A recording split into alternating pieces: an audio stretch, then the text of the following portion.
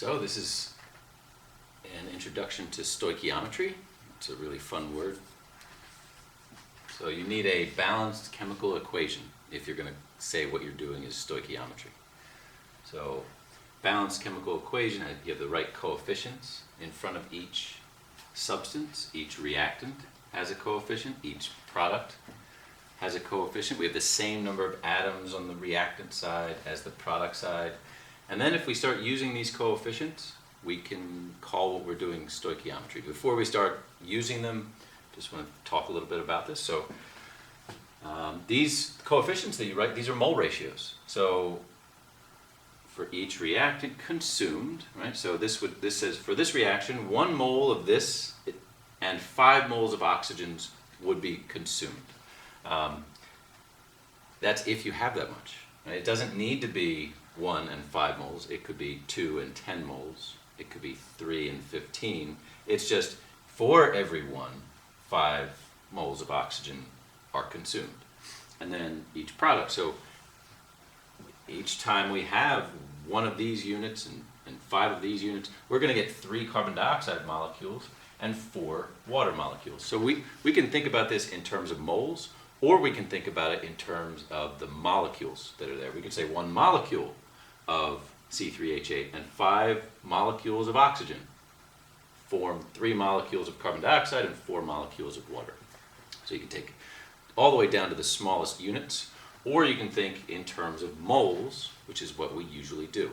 We usually say 1 mole of this, 5 moles of this, 3 and 4. So you read it. So if you read this equation, this C3H8 is propane. So if you have a grill and it's got a propane tank at the bottom, this is the formula of propane. So this, if I read this, it says 1 mole of propane reacts with, notice we have a plus, but this is read as reacts with 5 moles of oxygen. You could say oxygen gas if you want, but oxygen producing. I wrote producing here. You could also say yielding, right?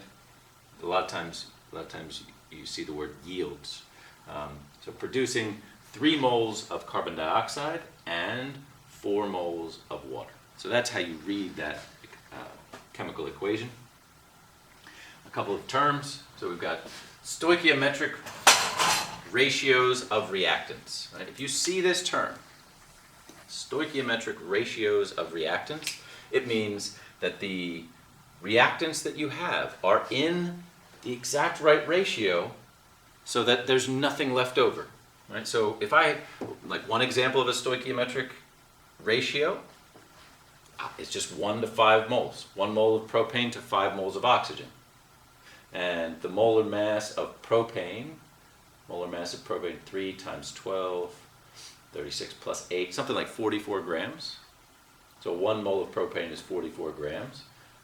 Would react with 5 moles of oxygen. Oxygen's O2, which is 32 times 5, so that'd be 160. So if you had 44 grams of propane and 160 grams of oxygen, that would be a stoichiometric ratio. So anything that is 1 mole to 5 moles is a stoichiometric ratio. Another term is limiting reactant. Okay? If you do not have a stoichiometric ratio, that means you're going to have 1 reactant that gets used up first. That's called your limiting reactant. So in the air, like when you guys burn propane, there is excess oxygen. So that's the next term, excess reagent. So you have a limiting reactant. You might say limiting reagent sometimes. Limiting reactant and excess reagent. Right? The oxygen is there. You could say excess reactant sometimes too. It's not a big deal.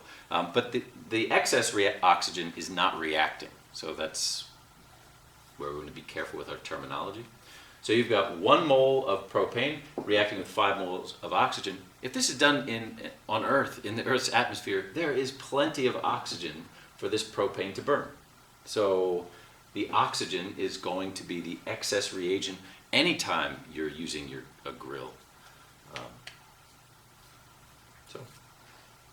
So in the case of burning propane in your gas tank, the limiting reagent is going to be your propane, and the excess reagent is going to be the oxygen. or the limiting reactant, and the excess reagent. Okay. Next.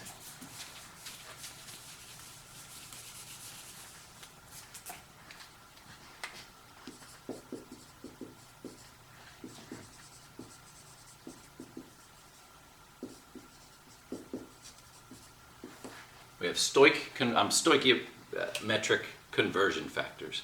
So when you are asked to convert between an amount of reactant that gets consumed, and you're asked how much product is produced, you're going to come up with a conversion factor, just like you've been doing. You have something in the numerator, something in the denominator, and those things are equivalent. So just quickly looking at this equation, I could say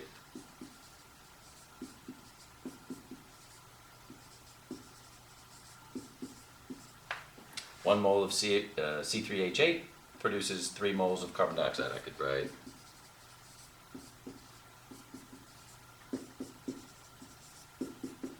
if I was concerned about the water that was being produced, you'd be using this conversion factor. If I know that I'm coming up with a certain amount of carbon dioxide, and I'm curious as to how much propane must have been burned, then I could take this conversion factor and just flip it upside down.